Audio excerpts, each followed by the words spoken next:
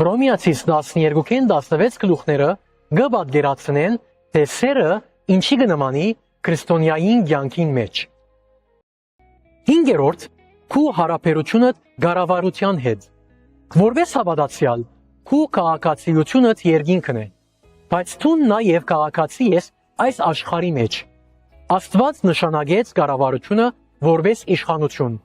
օրենքը եւ գարկ ու կանոնը պահելու համար։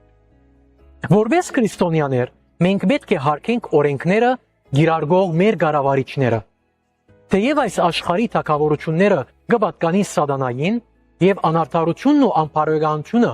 գզագին բոլոր կառավարություններուն մեջ, սակայն Աստված դակավին գդիրե։ Աստված կգարկե թակավորներն ու նախագահները եւ զանոնք կպաշտոնազրկե։ Ան չի հրաժարիր իր կահեն, ոչ ալ անոր կան հանգստացնե այնինչ որ դեղի կունենա քաղաքականության մեջ։ Քրիստոնեությունը շարժումը չէ, որ հասարակության գոքն է ճտկել քաղաքը։ Մենք պետք է կարոզենք ավետարանը, որ Աստծո զորությունն է,